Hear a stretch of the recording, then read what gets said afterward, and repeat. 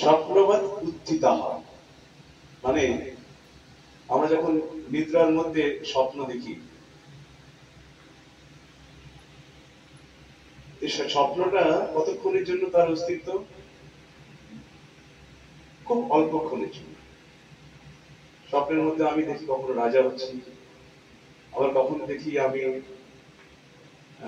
একজন ব্যবসায়ী, আবার কখনো দেখছি আমাকে তাড়া করেছে বাঘে, অথবা আমি কোনো একটা অশরীরী কোন একটা স্বপ্ন দেখেছি, তারপরে আমি প্রচন্ড ঘুরে গেছি, ভয় পেয়ে গেছি।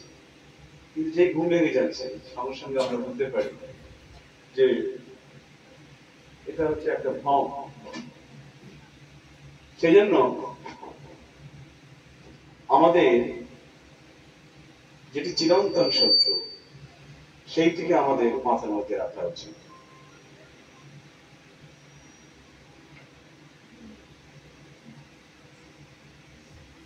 যেমন শ্রী চৈতন্য মহাপ্রভু যখন শ্রীবাস পণ্ডিতের ঘরে তিনি খুব সংগোপনে সংকীর্তন করতেন, কাউকে জানতে দিতেন না, বুঝতে দিতেন না।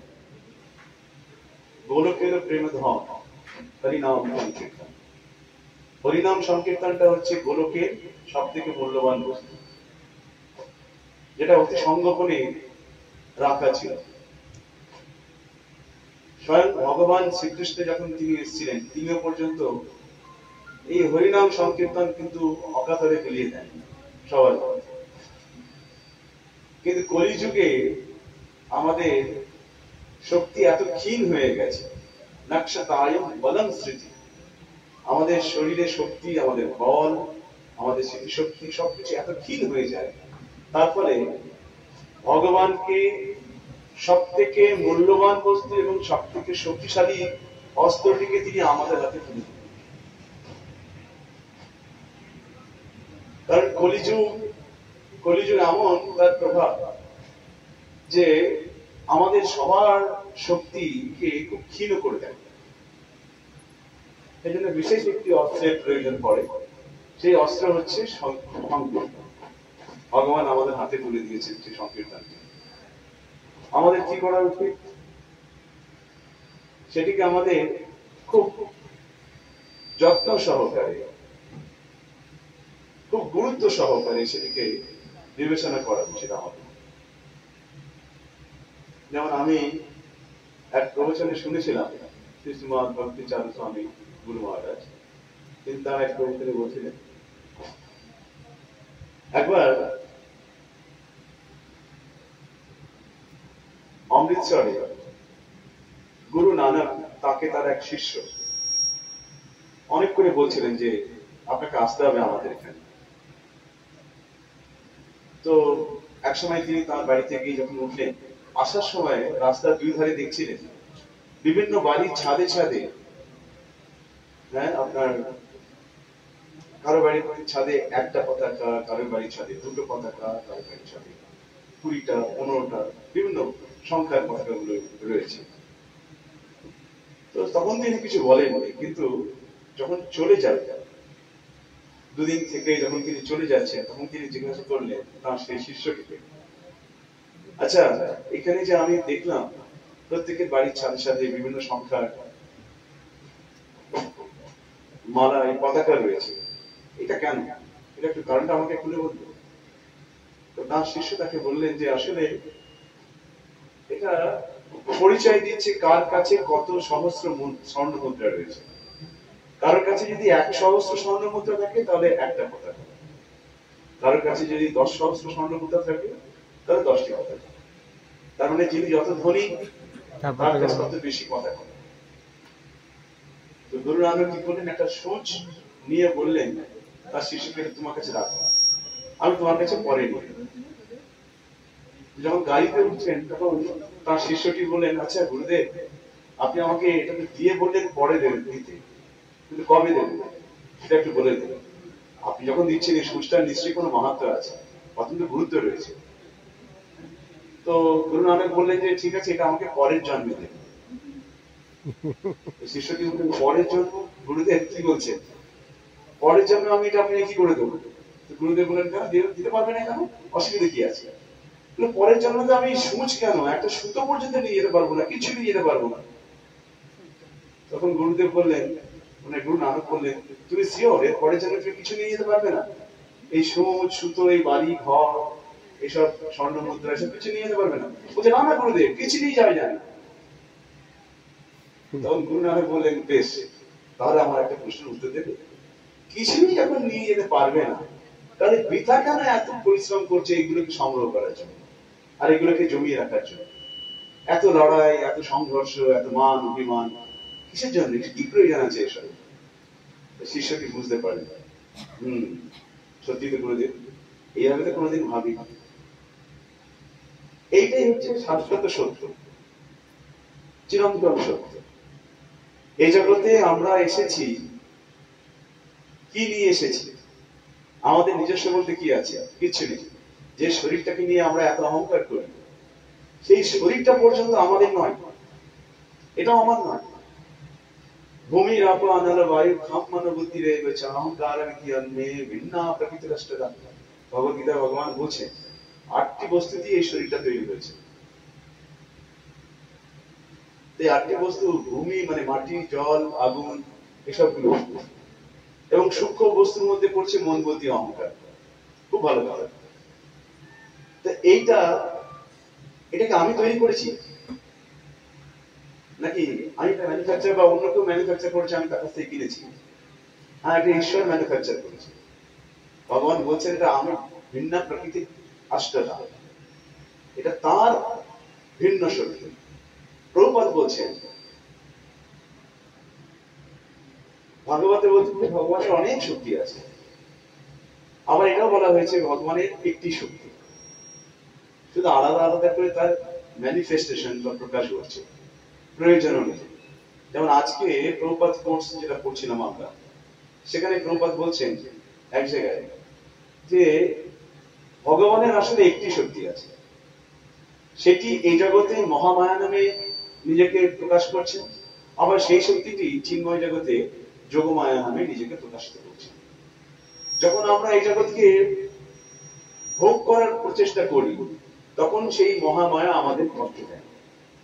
আর যখন আমরা ভগবানকে তার যে আইন অর্থাৎ ধর্ম, সেটাকে যখন মেনে নিয়ে তার কাছে দাসত্ব স্বীকার করে তাকে সেবা করি, তাকে সেবা করার চেষ্টা করি, তখন সেই শক্তিটি, তখন তারা আমাকে পুরস্কৃত করে। যোগমায়া রূপে আমার নিজের ঘরে যাওয়ার রাস্তাটি প্রশস্ত করে দেন, পরিষ্কার করে দেন, যাতে আমি সেখানে পৌঁছতে পারি। এই হচ্ছে ভগবানের শক্তি। অর্থাৎ প্রভুপাদ বলছেন আরেক জায়গায় খুব সুন্দর উদাহরণ দিয়ে, পুলিশের ভূমিকা চোরের কাছে একরকম, আবার সেই পুলিশ একজন সভ্য নাগরিকের কাছে আরেক রকম। রাত্রিবেলায় 12টার সময় আমরা যদি রাস্তা দিয়ে হাঁটি, পুলিশকে দেখলে আমরা কিন্তু মনে সাহস পাই, তাই না? There is someone who can protect me, কেউ তো আছে আমার রক্ষাকর্তা হিসেবে। কিন্তু চোর যদি দেখে পুলিশকে, চোরের কি ভূমিকা থাকবে? সেই পুলিশকে দেখে ভয় পেয়ে যাবে। সেরকম ভগবানের যারা ভক্ত হন, তারা ভগবানের বিগ্রহকে দেখলে, ভগবানের কথা শুনলে তারা আনন্দ পান। কিন্তু যারা অপোজ, যারা এটা বিরোধিতা করে, তারা কিন্তু ভগবানের কথা শুনলে বা ভগবানের ভক্তদেরকে দেখলে তারা জ্বলে ওঠে। আমি একটা ছোট্ট উদাহরণ দেবো এই প্রসঙ্গে। গীতানগরী, আপনারা হিজ হলিনেস শ্রীশ্রীমৎ ভক্তি তীর্থ স্বামী প্রভুপাদের একজন শিষ্য, গীতানগরী বলে একটি জায়গা আছে আপনার আফ্রিকার ওখানে। ওটা উনি করেছিলেন, প্রায় 250 বিঘে জমি নিয়ে তিনি এটা বানিয়েছিলেন। তার নাম দিয়েছিলেন গীতানগরী। তো গীতানগরীতে তিনি বলেছিলেন যে প্রত্যেকদিন you must go out for sankirtan, for book distribution. প্রত্যেকদিন বাইরে যেতে হবে। You can make others devotee by distributing Prabhupada books. প্রভুপাদের বই গ্রন্থ বিতরণের মাধ্যমে। আর প্রভুপাদ বলছেন, তুমি 1 ঘন্টা 2 ঘন্টা 3 ঘন্টা প্রবচন দিয়ে যা করতে পারবে না, আমার একটা 3 মিনিটের কথা বই যদি পড়ে 3 মিনিটে, তাতে আমার ভক্ত হয়ে যাবে। and that's true, সেটা সত্যি কথা। প্রভুপাদের ভক্ত আমরা যারা হয়েছে, এখানে সমবেত হয়েছি, অধিকাংশই আমরা কিন্তু প্রভুপাদের গ্রন্থ পড়ে, প্রভুপাদের প্রবচন শুনে আমরা ভক্ত হয়েছি। তো যখন যেতেন তাদের মধ্যে একজন বেশ একটু হালকা চেহারার এক ভক্ত, ওই সংকীর্তন করতে করতে যখন বেরিয়ে যেতেন সবাই ভগবানের নাম কীর্তন করতে করতে, তিনি বই নিয়ে যেতেন সঙ্গে সঙ্গে। একটা রেস্টুরেন্টে পাশ দিয়ে যেতেন একজন, তো রেস্টুরেন্টের সামনে একজনকে সিকিউরিটি হিসেবে রেখেছিলেন সেই রেস্টুরেন্টের ওনার যিনি, আর যিনি কিনা একজন ফর্মার বক্সিং চ্যাম্পিয়ন ওই ওই ওই দেশে। বুঝতে পারছেন একজন বক্সিং চ্যাম্পিয়নের কাঁধে চেয়ারা কিরকম হতে পারে, তার সত্যি কিরকম হতে পারে। তো যখন যেত ওখান দিয়ে খুব ডিস্টার্ব ফিল করতেন মালিক, তো উনি বলতেন আরে এই যে এই হরে কৃষ্ণ টিম এখান দিয়ে আসে, এদেরকে আটকাও তো। বাকি সবাই তো পালিয়ে যেত, কিন্তু এই বেচারা এই যে ভক্ত কি হালকা চেয়ারা, এই পড়াতে পারতো না সেভাবে। কি হতো, তাকে ধরে ফেলতো, তাকে ধরে বেশ উত্তম মধ্যম দিত তাকে। তো একদিন এসে ওই গীতানগরীর যিনি প্রেসিডেন্ট তাকে তিনি বলছেন, প্রভুজি আপনি আমাকে অন্য কোনো জায়গায় সেবা দিন, এর থেকে কঠিন কোনো সেবা দিন, দিন রাত খাটবো কিন্তু ওখানেই যাবো না। বলে কেন? বলে আমি দিতে যাচ্ছি প্রভুপাদের গ্রন্থ উপহার দিতে যাচ্ছি, আর সে আমাকে উপহার দিচ্ছে কি, আমাকে চাওয়ার মারছে, স্ল্যাপিং আছে, আমাকে লাথি মারছে, চড় মারছে, ঘুষি মারছে। এই দেখুন বলে দেখাতে শুরু করলো কিরকম সব দাঁত তার শরীরে, সারা শরীরের মধ্যে রয়ে গেছে। So please engage me in other way, আমাকে অন্য কোথাও আপনি আমাকে এনগেজ করুন, এখানে আমি পারছি না, আমার পক্ষে সম্ভব হচ্ছে না। তিনি বললেন ঠিক আছে আজকে দিনটা লাস্ট যাওয়া, প্রভুপাদকে স্মরণ করে যাবে, ঠিক আছে, আর এই প্রসাদটা নিয়ে যাবে, দিস ইজ রিয়েলি পাওয়ারফুল, এটা তোমাকে আটকাবে, তুমি চিন্তা করবে না, ও যখনই আসবে তুমি তাকে এটা উপহার দিয়ে দেবে। বলে ঠিক আছে। যথারীতি যখন যাচ্ছে সেই সময় ওই বক্সার সে এসছে, তাই তোদেরকে বারণ করেছিলাম না, শুনতে পারছি না, বলে তাকে তাড়া করছে, চেস করে ধরে ফেলেছে, আমাকে ছেড়ে দাও ছেড়ে দাও। আজকে কিন্তু তোমার জন্য একটা সুন্দর জিনিস নিয়েছি। বলে কি এনেছিস দেখা, প্রসাদ প্যাকেটটা টোটালটাই দিয়ে দিয়েছে, দিয়েছিল সবাইকে দেওয়ার জন্য, ওকে টোটালটাই দিয়ে দিয়েছে। ওর মধ্যে ড্রাই সমস্ত প্রসাদ ছিল, কেক পেস্ট্রি সব ছিল।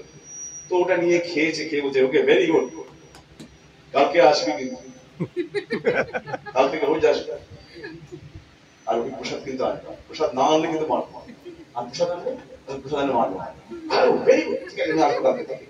তারপর থেকে রোজ আসতে শুরু করেছেন, প্রসাদ দিতে শুরু করেছেন। প্রসাদ নিয়ে তিনি আবার গ্রন্থ একটা নিয়েছেন, ভগবদ গীতা। সি আমি বলছিলাম যে একটু আগে প্রভুপাদের কথা 3 মিনিট কথা কি হতে পারে। প্রভুপাদের গ্রন্থ পড়েছেন, প্রসাদ রোজ নিতেন।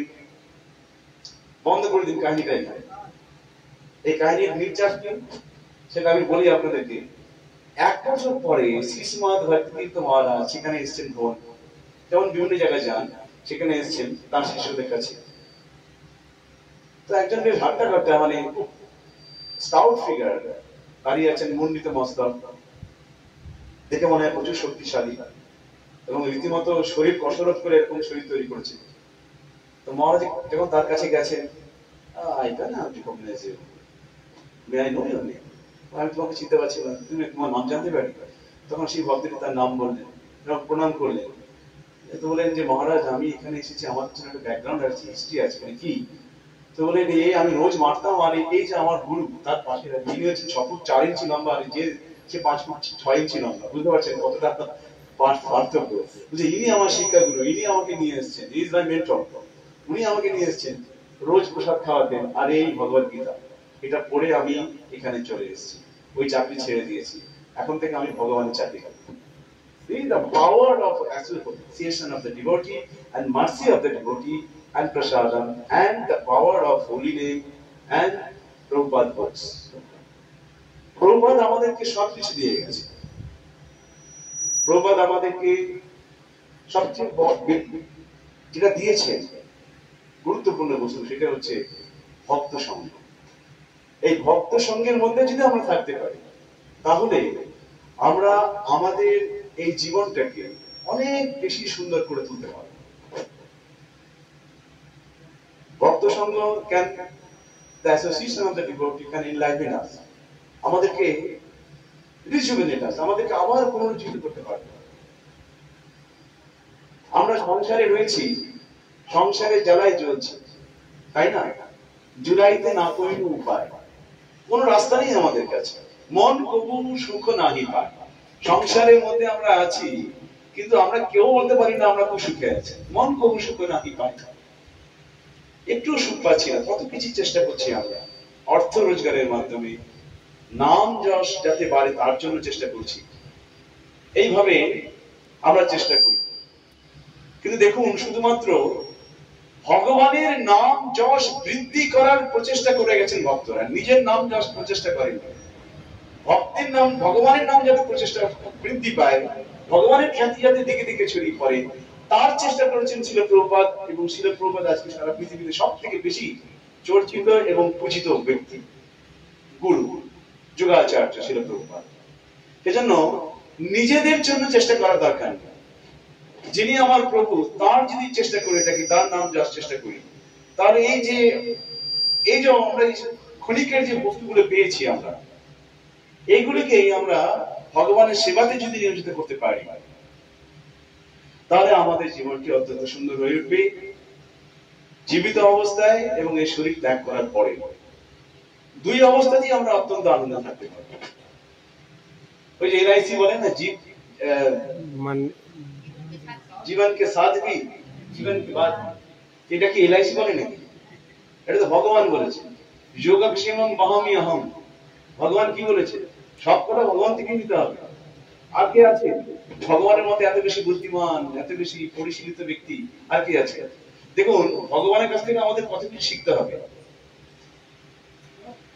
অর্জুনকে ততক্ষণ পর্যন্ত তিনি উপদেশ দেন যতক্ষণ না পর্যন্ত অর্জুন নিজেকে সারেন্ডার করেছে। তো আমাদের এগুলো শেখার ব্যাপার আছে। ভগবান মৌন ছিলেন। ভগবদ গীতায় প্রথম অধ্যায়ে একটা কোন শব্দ খরচ করেন। দ্বিতীয় অধ্যায়ে গিয়ে যখন 7 নম্বর শ্লোকে গিয়ে বলছেন, আমি আর পারছি না, আপনার কাছে শরণাগত হচ্ছি, আপনি আমাকে বলুন কি করব। তখন কৃষ্ণ তাকে প্রথমে কি করলেন? তিরস্কার করলেন। হ্যাঁ, 11 নম্বর অধ্যায়, অশুচান অনুশোচস্তম প্রত্যাবাদম চ ভাষাচে গতাশুনা গতাশুনশ্চ নানুশোচিত পণ্ডিতা। যারা পণ্ডিত ব্যক্তি হন তারা তো দুঃখ প্রকাশ করেন, তুমি দুঃখ প্রকাশ করছো কেন? হোয়াট ডাজ ইট মিন? তার মানে তুমি পণ্ডিত নও। ভগবান মিষ্টি করে তিরস্কার করলেন। ওই জন্য ভগবদ গীতার 17 নম্বর অধ্যায়ে ভগবান বলছেন 15 নম্বর শ্লোকে কি বলছেন? 3 রকমের তপস্যা আছে, বাণীর তপস্যা আছে। কি করতে হবে সেটা? সত্যম প্রিয়ম হিতম চ যৎ অনুদ্বেগম করণ বাক্যম।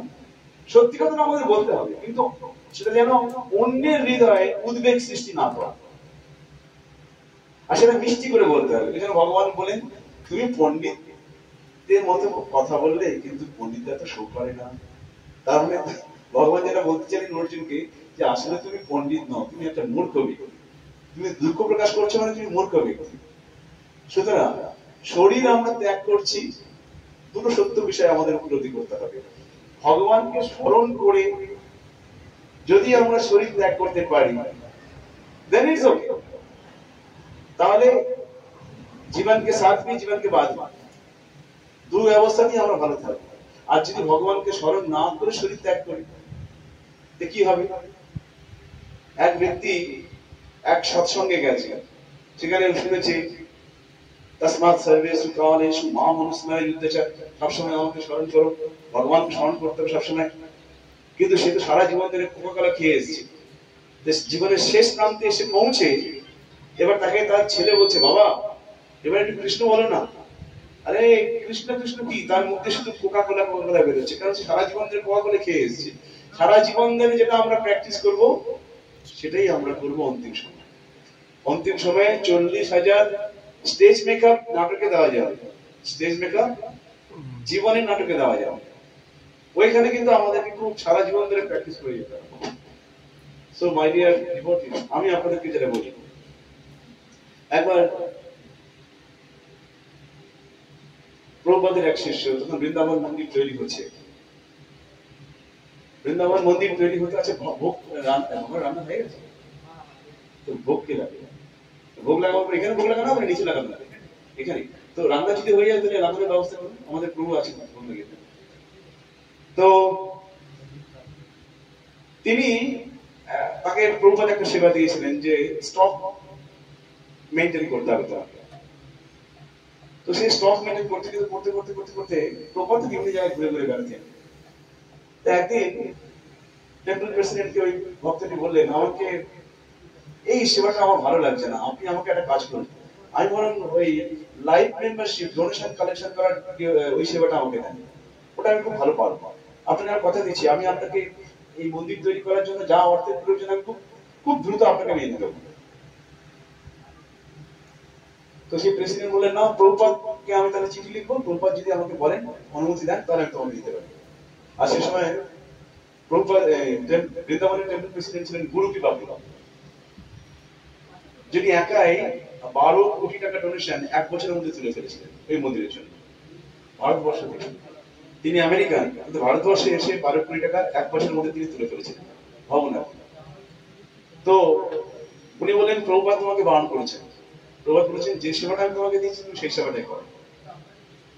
তো সে বললেন যে না আমি তাহলে এখানে থাকতে পারবো না, তিনি বেরিয়ে গেলেন মন্দির থেকে। কিন্তু প্রভুপাদ কি কথা দিয়েছিলেন, প্রভুপাদ বলেছিলেন যে দেখো তুমি যে একবার আমার কাছে শরণাগত হয়েছে তার সারা জীবনের দায়িত্ব আমি গ্রহণ করতে পারবো, আমি প্রস্তুত আছি। তো সে অসুস্থ হয়ে পড়লো, তার মাকে ডেকে পাঠালো, আমেরিকা থেকে তার মা এলেন, বাইরে একটা ঘর ভাড়া নিয়েছিলেন। তার মা একটা ইন্টারভিউতে বলছে শেষ দিনটিতে শেষ মুহূর্তে সেই ভক্তটি তার ছেলে এই বিছানায় শুয়েছিলেন, মেঝেতে একটা বিছানা করে দেওয়া হয়েছিল, আর দরজার দিকে মুখ ছিল তার, আর তার মা দরজার দিকে পিছন করে দাঁড়িয়ে বসছিলেন, আর ছেলেটির মাথায় আস্তে আস্তে হাত বোলাচ্ছিলেন। যখন শ্বাসকষ্ট উঠল ছেলেটি, সেই ভক্তটি, তিনি হঠাৎ আধশোয়া অবস্থায় উঠে বসে Prabhupada you have come, Prabhupada আপনি এসেছেন বলে আস্তে আস্তে আবার শুয়ে পড়ে শরীর ত্যাগ করলেন। তো ঘর ঘুরিয়ে তার মা পিছনে কিন্তু কাউকে দেখতে পান না, কিন্তু প্রভুপাদ বলেছেন যে তুমি যে একবার আমার কাছে শরণাগত হয়েছো আমি অবশ্যই তার জীবনের শেষ প্রান্তে শেষ মুহূর্ত পর্যন্ত তার সমস্ত দায়িত্ব আমি গ্রহণ করব। So Prabhupada kept his promise. Prabhupada তিনি তার যে প্রতিজ্ঞা সেটা কিন্তু রক্ষা করেছিলেন। তার মা বললেন আমি হয়তো দেখতে পাইনি, কিন্তু অন্তিম মুহূর্তে যে চলে যাচ্ছে এই জগৎ থেকে, অন্তিম মুহূর্তে সে তার গুরুদেবকে দেখতে পেয়েছে। গুরুদেবকে দর্শন করা আর ভগবানকে দর্শন করা এই সেম, কারণ গুরুদেব হচ্ছেন ভগবানের সব থেকে প্রিয়। আচার্য মাং বিজানিয়াত না অপমান্যত করিয়েছে না মাত্র বুদ্ধে সুয়তা সর্বদেব মায়া। একজন গুরুকে কখনোই সামান্য ব্যক্তি বলে কখনোই মনে করা উচিত নয়, এই মর্তের কোনো সাধারণ ব্যক্তি বলে মনে করা উচিত নয়। এই জন্য গুরুদেব আর আগুন হচ্ছে সমান, গুরুদেবকে আমাদের কখনোই অবহেলা করা উচিত নয়, তার প্রত্যেকটি বাণী প্রত্যেকটি কথাকে খুব গুরুত্ব সহকারে আমাদের অনুধাবন করা উচিত। এই কথা বলছিলাম যে আমরা এই যে শরীরটাকে পেয়েছি এইটা আমরা অত্যন্ত সৌভাগ্যবান, দুর্লভম মানুষ জন্ম দেহিনাম সানভঙ্গুরা। এই যে শরীরটা পেয়েছি এটা অত্যন্ত দুর্লভ, কিন্তু এই দুর্লভ বস্তুটা পেয়েছি এটা চিরকাল ধরে রাখতে পারবো না। সানভঙ্গুরা কিছুক্ষণের জন্য পেয়েছি, মানে লিটল হোয়াইল। ব্রহ্মা হিসাবে জড়জগতিক হিসাবেও যদি দেখি খুব অল্প সময়ের জন্য পেয়েছি এই শরীরটা। সনাতন গোস্বামী তিনি এই শরীরটা যখন পেয়েছিলেন, যখন বৃন্দাবন থেকে যাচ্ছিলেন পুরীর দিকে, ঝাড়খণ্ডের মধ্যে দিয়ে জঙ্গলের মধ্যে একটা ডোবা পেয়েছিলেন, তিনি সেখানে স্নান করেছিলেন, আর সেখান থেকে তার এক চর্মরোগ আসে। সেই চর্মরোগ থেকে তার এমন জায়গায় পৌঁছল তিনি মনে করছিলেন শরীরটাকে ত্যাগ করবেন। সেই দিনকে বিকেল বেলায় মহাপ্রভু তাকে ডেকে পাঠান। মহাপ্রভু ডেকে বলেন আচ্ছা তোমার এই শরীরে ব্যথা যন্ত্রণা কেমন আছে? প্রচুর রক্ত বেরোতো, প্রচুর যন্ত্রণা হতো, সনাতন গোস্বামী পারতেন না তার এই যন্ত্রণা সহ্য করতে। তো সনাতন গোস্বামী বলছিলেন যে আমি আর পারছি না, আমি শরীর আমার ধরে রাখতে ইচ্ছে করছে না। কিন্তু তিনি যে মনে মনে ভেবে রেখেছিলেন তার পরের দিনকে ভোরবেলায় শরীর ত্যাগ করবেন সমুদ্রে গিয়ে ডুব দিয়ে। মহাপ্রভু বললেন তুমি এই শরীরটা ত্যাগ করবে বলে চিন্তা ভাবনা করছো না। মহাপ্রভু করে বুঝলেন তিনি তো ভগবান, তিনি তো পরমাত্মা, পরমাত্মা হিসেবে প্রত্যেকের হৃদয়ে তিনি রয়েছেন। উপদ্রষ্টা আছে, অনুমন্তা আছে, ভক্তা ভক্তা মহেশ্বর, তিনি প্রত্যেকের হৃদয়ে রয়েছেন। পরমাত্মা চাপ্যুক্তম। তিনি পরমাত্মা রূপে পরিচিত আছেন। তো মহাপ্রভু বললেন, আমি তোমাকে যে শরীরটা দিয়েছি এটা আমার দেওয়া, এটা তোমার শরীর নয়। তুমি এই শরীরটাকে নিয়ে কোনো রকম তোমার কোনো অধিকার নেই, নিজের কোনো চিন্তা ভাবনা করে, নিজের ভাবনা প্রকাশ করে কোন রকম কাজ করা। এটা আমার দেওয়া তোমাকে একটা উপহার। অর্থাৎ আমরা এই যে শরীরটা পেয়েছি, এই শরীরটা পেয়েছি, there is a certain purpose behind that. এই শরীরটা ভগবান আমাদেরকে দিয়েছেন, অত্যন্ত গুরুত্ব সহকারে এটা আমাদের বিবেচনা করা উচিত, এবং কোন এক নির্দিষ্ট কারণ আছে। And what is that? সেই কারণটা কি? So that we can go back to our original home. আমরা আমাদের যে আসল জায়গা, যেটা যেখান থেকে আমরা এখানে এসেছি, সেখানে যাতে আমরা ফিরে যেতে পারি। অন্য কোন শরীরে সেটা সম্ভব নয়। আমাদের বিবেকটাকে জাগাতে হবে। আমি আপনাদেরকে বলি, আমি এক জায়গায় একটা প্রবচন শুনেছিলাম এরকম। বর্তমানে যেটা উজ্জয়িনী নামে খ্যাত, আগে সেটা অবন্তিপুর নামে খ্যাত ছিল। আজ থেকে প্রায় 1000 বছর আগে উর্ছা বাবা বলে একজন খুব নাম করা পণ্ডিত ব্যক্তি ছিলেন। তিনি যাকেই বলতেন যে এসো আমরা একটা ডিবেট করি, আমাদের মধ্যে কার বেশি পাণ্ডিত্য আছে দেখা যায়, তো তিনি হার মানতেন, তার কাছে সার্টিফিকেট লিখে দিতেন, ইয়েস আমি হেরে গেছি। এইভাবে সমস্ত বড় বড় পণ্ডিতদেরকে তিনি ধরতেন আর তাদেরকে পরাজিত করতেন। তো কাশী বিশ্বনাথের সমস্ত টোলে পাঠশালাতে তিনি পণ্ডিতদেরকে লিখলেন চিঠি যে আমি আসছি অমুক দিনকে, তোমাদের প্রত্যেকের সঙ্গে তোমরা সবাই সমবেতভাবে বসবে, তোমাদের সাথে আমি বসবো, আমি তোমাদের পাণ্ডিত্য দেখবো, তোমরা কত বড় পণ্ডিত হয়েছে। তো কাশী বিশ্বনাথের সমস্ত মানে বারাণসীর সমস্ত পণ্ডিতেরা কি করলেন, তিনি তারা সবাই একটা মিটিংয়ে বসলেন এবং তারা চিন্তা করে দেখলেন যে উর্ছা বাবার যা পাণ্ডিত্য, যা জ্ঞান, আমরা তার কাছে শিশুর মতো পারবো না কোনো কিছু ভাবে, কোনোভাবে তাকে আমরা পড়ে তার সাথে বসতে পারবো না, সব বিষয়ে পরাজয় অবশ্যই নিশ্চিত। রাস্তা কি? রাস্তা একটা আছে। কি রাস্তা? এই বারাণসীকে যিনি ধারণ করে রেখেছেন, এই বারাণসীর যিনি আসল ব্যক্তি বাবা বিশ্বনাথ, তার কাছে আমরা গিয়ে প্রার্থনা। তো সবাই মিলে বাবা বিশ্বনাথের কাছে গিয়ে প্রার্থনা করলেন, বাবা এই নগরীর মান সম্মান রক্ষার দায়িত্ব তোমার। উর্চা বাবা আসছে, উর্চা বাবার সাথে তুমি সামলাও, আমরা চলব। উর্চা বাবা যেদিনকে এলেন, সেদিনকে রাস্তায় নেমে দেখলেন কেউ নেই রাস্তায়, না বাজারে, না রাস্তায়, না টোলে, কোথাও কেউ নেই। উর্চা বাবা সবাইকে উপহাস করে বলতে লাগলেন, আরে কি হলো, কাশী কি মারা গেল নাকি?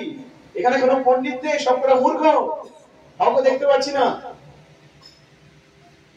তো তারপর তিনি বাবা বিশ্বনাথের কাছে গিয়ে প্রণাম করে এবারে তিনি চিন্তা করলেন গঙ্গায় গিয়ে স্নান করবেন।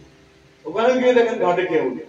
আরে রে রে, কোথায় এসছি, কবে এসছি, আজকে এখানে কি আবার সব হরতাল হচ্ছে নাকি, ধর্মঘট হচ্ছে নাকি? তো দেখি একটা বালককে দেখতে পেয়েছি, হাতে বাঁহাতে ত্রিশূল আর ডানাতে ডমরু, নিচ থেকে উপরে উঠে আসছে। বাবা তাকে দেখে বললেন, উর্চা বাবা তাকে দেখে বললেন, এই বাচ্চাটি উর্চা বাবাকে দেখে হাত জোড় করে প্রণাম করলেন, বাবা জয় হো, প্রণাম हो पाए लग हुआ। बोले हाँ हाँ जीते रहो बेटा, जीते रहो। हाँ बोलो बोलो, क्या नाम है आपका? बोले मेरा चोट। अरे আমার নাম দেওয়া দাও। বাবা আমার মনে একটা প্রশ্ন আছে, বালকের বয়স কত? মাত্র 6 বছর। দেখুন প্রহ্লাদ মহারাজ কি বলছেন, কৌমার আচারে কার্য ধর্মান ভাগবতে নিয়ে। কৌমার বয়স মানে 5 থেকে 10 বছর বয়সকে বলা হয় কৌমার। এই বয়স থেকে আমাদের ধর্মের অনুশীলন করা উচিত, এই বয়স থেকে আমাদের বিবেককে জাগানো উচিত। তো 6 বছরের বালক জিজ্ঞেস করছে, বাবা মেরা এক প্রশ্ন है, मेरी एक प्रश्न है। ওই প্রশ্নের উত্তর দিই। বলে কি? উর্চা বাবা জিজ্ঞেস করছেন, কি কি প্রশ্ন তোমার? বলে প্রশ্নটা হচ্ছে বিবেক কি, বিবেকের কাজ। হ্যাঁ, উর্চা বাবা ওর দিকে তাকিয়েছে, বলে তোমার বয়স কত? আমার বয়স 6 বছর। লোকে তাই বলে। তুমি থাকো কোথায়? তোমার বাবা মাকে? বলে আমার কথা বাদ দাও না বাবা, আমার এই প্রশ্নের উত্তর দাও, বিবেক কি? বিবেক কি হিতে উত্তর দেবো, কিন্তু এই বয়সে কেউ এরকম, আমি এতদিন এত জায়গায় ঘুরলাম, এত পণ্ডিতের কাছে গেলাম, কেউ আমাকে এই প্রশ্ন করলো না, তুমি কি করে এই প্রশ্ন করলে? বলে বাবা প্লিজ এই তর্কের মধ্যে না গিয়ে আমাকে এটা বলুন, বিবেক কি আর বিবেক কাকে, বিবেকের কাজ। আচ্ছা আচ্ছা, ভালো করে তার চোখের দিকে তাকিয়ে দেখলেন, তখন তাকে দেখলেন তার শরীর থেকে একটা দীপ্তি বেরোচ্ছে, একটা উজ্জ্বলতা। তার শরীরটাকে দেখে মনে হচ্ছে প্রচন্ড উজ্জ্বল একটা শরীর। বলছে ক্ষীর নীর কো জো ফরক করে वही है विवेक। ক্ষীর মানে দুধ, নীর মানে জল। জল আর দুধের মধ্যে যে পার্থক্য বুঝতে পারে, কে বুঝতে পারে? হংস, রাজহংস বুঝতে পারে। আর আর বাকি কারা এটা কি বললেন? দুধ মানে হচ্ছে চিন্ময় জল, এটা একটা দ্যোতক, একটা ইয়ে পরিচয় যায় যে। আর নীর মানে হচ্ছে জল, জল মানে এই জগতের সঙ্গে তুলনা করা হচ্ছে, এই জড়জগতের সঙ্গে তুলনা করা হচ্ছে। দুধ আর জলের মধ্যে পার্থক্য করলে দুধটাই বেশি মূল্যবান, তাই না? জলটা কিন্তু মূল্যবান নয়। দুধের নিরিখে, দুধের পরিপ্রেক্ষিতে, ইন কম্পেয়ার টু মিল্ক, যদি আমরা দুধের সঙ্গে ইয়ে করি, বিচার করে দেখি, জলের কোনো মূল্যই নেই দুধের কাছে। যদি অবশ্য কলিযুগে এখন আমাদের জল কিনে খেতে হচ্ছে, এটা একটা মূল্য আছে, বিনা পয়সা পাওয়া যায়। তো বলছেন তখন তখন আপনার কাজ কি? বলে বিবেকের কাজ হচ্ছে ভালো মন্দের পার্থক্য ঘটানো, কোনটা ভালো কোনটা মন্দ, কোনটা কর্তব্য কোনটা অকর্তব্য, এটা বিবেক বিচার করে। বিবেকের কাজ হচ্ছে এইটাই। তো বাচ্চাটি এরপর একটা প্রশ্ন করলেন বালকটি, বলে বাবা यदि विवेक का ऐसा काम हो, ऐसा काम यदि ये विवेक এটাই কাজ করে থাকে, তাহলে বাবা আমাকে এটা বলুন, আপনার বিবেক জাগ্রত হয়েছে? 6 বছরের বালক, 55 বছর তখন বয়স ছিল উচ্চা বাবা। উচ্চা বাবা কি এরকম একটা সপাটে চর মেরে দিকে বললেন যে আপনার বিবেক জাগ্রত হয়েছে? তো ধপাস করে বসে বললেন উচ্চা বাবা। উচ্চা বাবা বললেন তুমি কি, আমাকে দয়া করে তুমি বলো, তুমি সাধারণ কোনো ব্যক্তি নও, তুমি এই জগতের কেউ নও, তুমি কি? বাবা বিশ্বনাথ তখন নিজের রূপ দিয়ে দর্শন করালেন, নিজের রূপে প্রকটিত হলেন। সঙ্গে সঙ্গে তার চরণে তাকে মাথা টিকে প্রণাম করে উচ্চ বাবা বলে বাবা আমার ভুল হয়েছে, বুঝতে পেরেছি।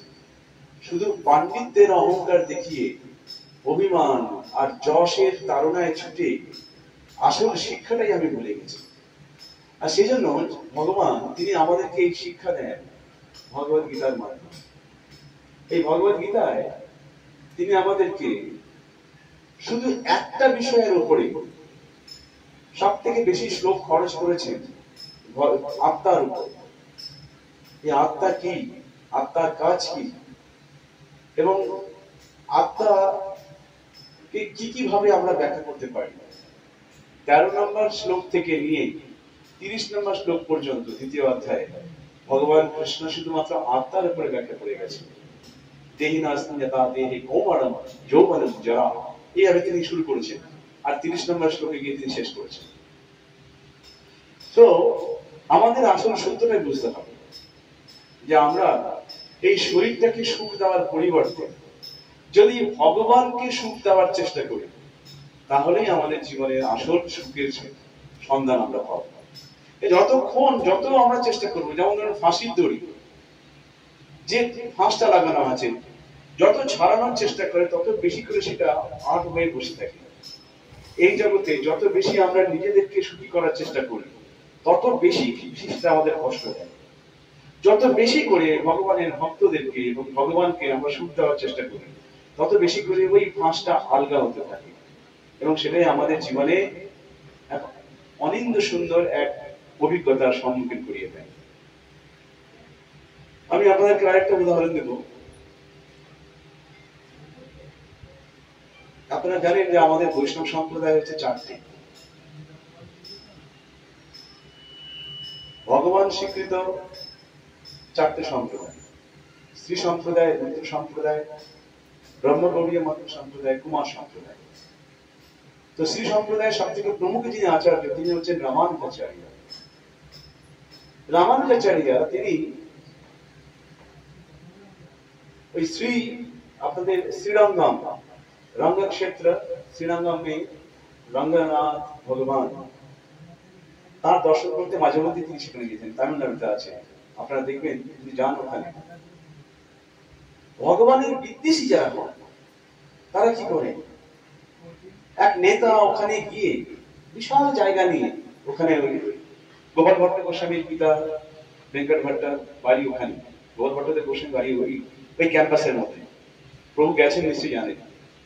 তো সেই নেতা ওখানে গিয়ে বলছেন যে আমাকে আমার যদি ক্ষমতা থাকতো, এত জায়গা এখানে ইন্ডাস্ট্রির জন্য আমরা জায়গা পাই না, আর ইন্ডাস্ট্রি করার জন্য আমাদের পয়সা নেই, বেকারদের মাইনে দেওয়ার জন্য পয়সা নেই, এই মন্দিরে এত অর্থ, এই সমস্ত অর্থগুলো নিয়ে আর এই জায়গাগুলোকে সমস্ত আমাদের ভগবানের সেবায় নয়, এগুলো আমাদের সাধারণদের সেবায় লাগানো উচিত। ভাবুন আপনি, ভগবত বিদ্বেষী যারা হন তারা ভগবানকে সবার প্রথমে আক্রমণ করে। কিন্তু এটা বোঝা উচিত যে দেখবেন যেটা বলছে আমাদের ভাগবতে, এই যে শ্লোকটা বলা হচ্ছে, অর্থাৎ আমাদের বিভিন্ন জায়গায় বিভিন্ন ব্যক্তির প্রতি আমাদের অনেক রকম ঋণ রয়েছে। যেমন দেবর্ষি ভূতাপ্তম নৃণাম পিতৃণাম ন কিঙ্কর নায়ম ঋণে চ রাজন सर्वात्मना यह शरणम शरण्यम गत मुकुंदम परिवृत्त करता। देवर्षि माने देवता, ऋषि, भू माने माटी বা পৃথিবী, হ্যাঁ, রাজা, ঋষি, মুনি, চন্দ্র, সূর্য, এদের প্রত্যেকের প্রতি, বিভিন্ন নেতার প্রতি আমাদের অনেক ঋণ রয়েছে, আত্মীয় স্বজন জ্ঞাতি এদের প্রতি আমাদের অনেক ঋণ রয়েছে। কিন্তু সেই সব ঋণ সম্পূর্ণ মুকুব হয়ে যাবে যদি আমরা সর্বাত্মনা ইহ শরণ্যম শরণ্যম, যদি আমরা গত মুকুন্দম মুকুন্দম মুক্তি দাতাতি, যিনি মুক্তি আমাদের প্রদান করেন, সেই মুকুন্দের প্রতি যদি আমরা শরণাগত হই, তাহলে আমাদের সমস্ত ঋণ আমাদের সরে যায়। আর এইটাই হচ্ছে আসল শ্রাদ্ধ। এটাকেই বলা হয় আসল শ্রাদ্ধ। শ্রাদ্ধ আমরা করি কেন? শ্রাদ্ধ করি যাতে যে আত্মাটি এই শরীর ছেড়ে চলে গেছে, সেই আত্মাটি যাতে সদ্গতি হয়, তার জন্য আমরা শ্রাদ্ধ করি। কারণ তিনি এই শরীর ছাড়ার পরে ভূলোক ভূগর্লোক, মানে এর উপরে যে পিতৃলোক, ভূগর্লোক মানে হচ্ছে পিতৃলোক, স্বর্গলোক আর ভূগর্লোকের মানে পৃথিবী লোকের মাঝখানে পিতৃলোক রয়েছে, সেখানে তারা দে আর ওয়েটিং দেয়ার, তারা সেখানে অপেক্ষা করছে। কেন? কারণ তাদের বিচার চলছে, এবং এখন খাতা দেখে বিচার হবে, যমরাজ বিচার করবে চিত্রগুপ্তের কাছ থেকে নিয়ে, ইনি কি কি কর্ম করেছেন, কোথায় যাবেন কোথায় যাবেন না। তো সেটা ওই সময়টা যখন এই শ্রাদ্ধ অর্থাৎ এই ভগবানকে ভোগ দিয়ে প্রসাদ দিয়ে সেটা যখন সেই আত্মার উদ্দেশ্যে সেটা যখন দেওয়া হয়, তখন সেই আত্মাটি মুক্তি পায়। ওই 12 দিন 11 দিন 12 দিন 15 দিন বিভিন্ন যে নিয়মগুলো রয়েছে, ওই দিন পর্যন্ত সে ওই পিতৃলোকে থাকে। তারপরে ওই ওয়েটিং রুম থেকে তিনি বেরোতে পারবেন তখন যখন শ্রাদ্ধ হয়। কিন্তু ভগবানের ভক্তরা তারা যখন ভগবানের প্রতি সম্পূর্ণভাবে কেন করতে হয়? কারণ বিভিন্ন ঋণ থাকে, সেই ঋণগুলো পরিশোধ করতে হয়। কিন্তু যখন আমরা ভক্তি করি ভগবানের, ভগবান হচ্ছেন মূল, একটা বৃক্ষের মূল হচ্ছেন ভগবান, একটা এরকম আমরা উদাহরণ দিতে পারি। তো সেই মূলকে যেমন জল সিঞ্চন করা হয়, সমস্ত বৃক্ষে সমস্ত জায়গায় জল চলে যায়, ঠিক সেই রকম ভাবে ভগবানকে সেবা করার মাধ্যমে, ভগবানের কাছে শরণাগত হওয়ার মাধ্যমে আমাদের আর কারোর প্রতি কোনো ঋণ থাকে না, আমরা ভগবানের কাছে সরাসরি চলে যেতে পারি। তো একবার তো ওখানে প্রত্যেক শনিবার ভগবান হাতির পিঠে চড়ে তিনি বেরোন ওখান থেকে দর্শন দিতে। যারা দর্শন করতে আসতে পারেন না, ভগবানকে দর্শন করতে পারেন না, রবি থেকে শুক্রবার পর্যন্ত, তাদেরকে ভগবান দর্শন দেওয়ার জন্য শনিবার দিনকে সেখানে তিনি বেরোবেন হাতির পিঠে ছিলেন। তো রাস্তার এক পাশে বসে আছেন, দাঁড়িয়ে আছেন রামানুজাচার্য, তিনি দর্শন করছেন। রাস্তার অন্য পিঠে তিনি দেখছেন একটি যুবক এক সুন্দরী নারী মাথায় একটা ছাতা ধরে তার দিকে হাঁ করে তাকিয়ে আছে। সবাই ভগবানকে দেখছেন, কিন্তু এই যুবকটি ভগবানকে দেখার থেকে কোন রকম তার মনোযোগ নেই। সে কিন্তু ওই মহিলার চোখের দিকে তাকিয়ে রয়েছে।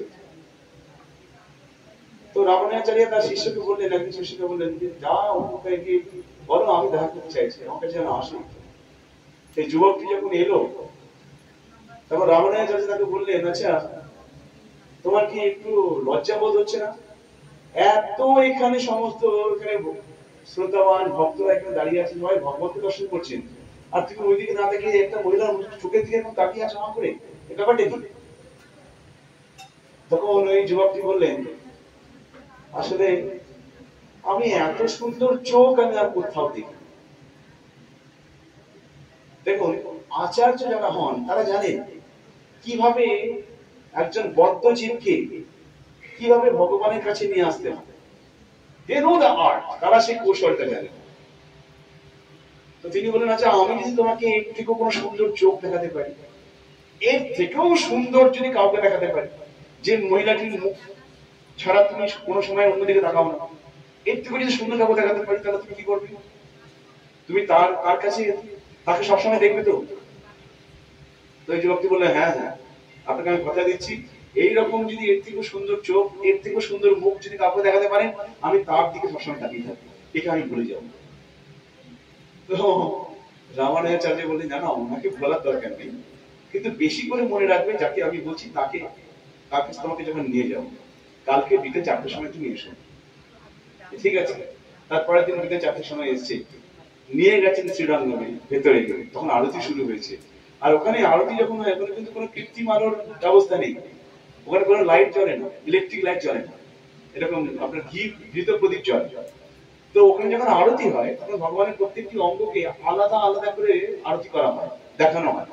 তো এরকম দেখাচ্ছে, এরকম চরণ, তারপরে হাঁটু, তারপরে কোমর, বক্ষ, মুখে যখন নিয়ে এসেছে, আরতি করা হচ্ছে, ভগবানের মুখমণ্ডল দেখে, নেত্র দেখে, 18 ফিট লম্বা ওখানে, যদি যান আপনার রঙ্গনাথ ভগবান 18 ফিট লম্বা, অর্ধশায়িত অবস্থায় রয়েছে এইভাবে মাথায় হাত দিয়ে। তার বিছানা কি? তার বিছানা হচ্ছে অনন্ত শেষ। তার তো কখনো গরমই লাগে না, অনন্ত শেষের মতো ঠান্ডা আর কিছু নেই জগতে। তো ওখানে এইভাবে তিনি সাহিত্য আছেন, তার নেত্র দেখে ওই যুবকটি মূর্ছিত হয়ে পড়ল, অজ্ঞান হয়ে পড়ে গেল। যখন উপরে তুলে, যখন আবার অজ্ঞান অবস্থা কাটলো, যখন তিনি মুখ তুলে তাকালেন, ভগবানকে দিকে নিষ্পলক অপলক দৃষ্টিতে তাকিয়েই রইলেন ঘন্টা খানেক ধরে। এবং পরবর্তীকালে ওই যুবকটি প্রত্যেক দিন রঙ্গনাথ ভগবানকে দর্শন করতে আসতেন, এবং সকাল বিকেল 1 ঘন্টা 1 ঘন্টা 2 ঘন্টা করে রোজ দর্শন করতেন, এক জায়গায় দাঁড়িয়ে ঠাঁই ভাবে দর্শন করতেন। মহাপ্রভু চৈতন্য মহাপ্রভু ওই রকম ভাবে দর্শন করতেন, অপলক দৃষ্টিতে তাকিয়ে থাকতেন জগন্নাথের দিকে।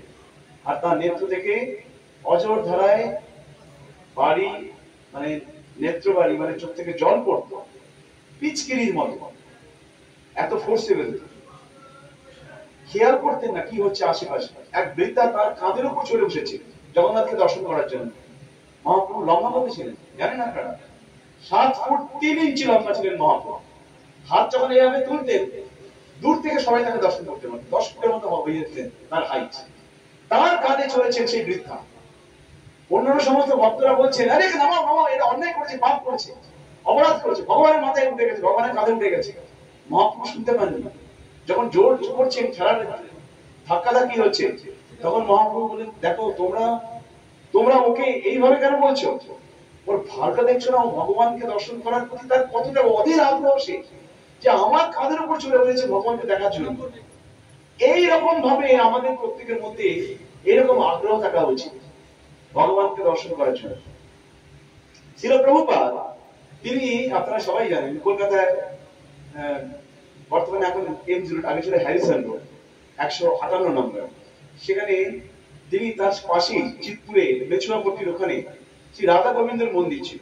ছোটবেলায় যখন তার বিশেষ খুব পরিচিত, খুব প্রিয় বন্ধু মতিকে নিয়ে সেখানে যেতেন দর্শন করতে, প্রতিদিন সকাল বিকেল দুবেলায় যেতেন। 1 ঘন্টা 2 ঘন্টা কখন কেটে যেত, জোর করে তার বাবাকে এসে নিয়ে যেতে হতো প্রভুপাদকে। প্রভুপাদের বয়স তখন কত? মাত্র 5 বছর 4 বছর এরকম বয়স, তখন তিনি এরকম ভাবে ভগবানকে দর্শন করতেন, ঘন্টা পর ঘন্টা দর্শন করতেন। ভগবানের সৌন্দর্য এই জগতে কারোর সেরকম, তার কারোর সঙ্গে তুলনা করা যায় না। ভগবানের গায়ের রং তার সাথে কারোর সঙ্গে এই জগতে তুলনা করা যায় না। সামান্য কিছু সাদৃশ্য রয়েছে। বর্ষার মেঘে প্রথম যে মেঘটা আসে, যেরকম কালো রং করে আসে, খানিকটা শ্যামল বর্ণ, সেই শ্যাম বর্ণের খানিকটা, মানে ধরতে পারেন 1% 2% এর মতো। তো ভগবানের মতো দেখতে না কেউ আছে এই জগতে, না ভগবানের মতো গায়ের রং এই জগতে কেউ আছে, কারো আছে। তো সেই ভক্তটি পরবর্তীকালে খুব রামানুজাচার্যের সব থেকে প্রিয় শিষ্যে পরিণত হলেন। তার নাম হলো ধনুর্দাস। বিবাহ করলেন সেই মাতাজিকে, যাকে দেখে তিনি না দেখে থাকতে পারতেন না, কিন্তু সেই মাতাজি তাকে ভক্তি জীবনে সব থেকে বেশি উৎসাহ এবং প্রেরণা দিতেন। এইটাই আমাদের হওয়া উচিত। অর্থাৎ মাতাজিদেরকে টেনে ধরা উচিত না স্বামীকে। আমাদের ক্ষেত্রে কি দেখি আমরা, কোথায় যাচ্ছ, ক্লাবে যাবো, ওকে, তখন স্ত্রী ভাবেন মিটার ঠিক ঠিক চলছে, আর যখন বলে কোথায় যাচ্ছ, এই সৎসঙ্গে যাচ্ছি, ইসকনের সৎসঙ্গে যাচ্ছি। ইসকন সৎসঙ্গ সানডে, না না না না, ওখানে যেও না, শোনো শোনো, একটা কাজ আছে, এই কাজটা করতে হবে, এই কাজটা করতে হবে। স্বামীকে আরো আটকানোর চেষ্টা করা। স্ত্রীকে 7টা নামে বিভূষিত করা যায়। সহধর্মিণী, সহগামিনী, এরকম বিভিন্ন নামে স্ত্রী। স্ত্রী শব্দের অর্থ কি? স্ত্রী শব্দের অর্থ হচ্ছে বিস্তার। তো বিস্তার মানে পরিচয়ের বিস্তার। এটা যখন বেশি করে ঘটে, তা আমি আপনাদেরকে বলবো, ধরুন একটা মাকড়সা যখন কোনো জাল বানায়, সেই জালের মধ্যে কিন্তু পোকামাকড় গিয়ে যখন পড়ে, পোকামাকড় কিন্তু সেখান থেকে বেরিয়ে যেতে পারে পারে পারে পারে কিন্তু মাকড়সাটা দেখুন সেই জালের মধ্যে কত দিব্যি সুন্দর করে ঘুরে বেড়াচ্ছে। মাকড়সাটা যায়, কারণ সেই সৃষ্টি করেছে। সেরকম ভগবান এই জগৎ সৃষ্টি করেছেন। ভগবান জানে এই জগতে আমরা কিভাবে নির্লিপ্ত থাকতে পারবো, এই জগতে থেকেও কি করে আমরা নির্লিপ্ত থাকতে পারবো। এই জগতে আমরা কোনো কিছুতে আমরা আসক্ত হয়ে পড়বো না, আমরা জড়িয়ে পড়বো না। সেই জন্য ভগবানের সে সমস্ত উপদেশগুলিকে ভগবত গীতা এবং ভাগবতে যেগুলো ভগবান দিয়েছেন, সেগুলো আমাদেরকে খুব নিষ্ঠা সহকারে যদি পালন করতে পারি, শ্রবণ করতে পারি, এবং সেই অনুযায়ী আমাদের জীবনটা কিন্তু চালাতে পারি, আমাদের জীবন খুব সুন্দর হবে। এবং আমরা এই বন্দি দশা থেকে অবশ্যই অচিরেই আমরা মুক্তি লাভ করতে পারবো। হরে কৃষ্ণ কৃষ্ণ কৃষ্ণ হরে হরে, হরে রাম রাম রাম হরে। আমি এখানে শেষ করছি।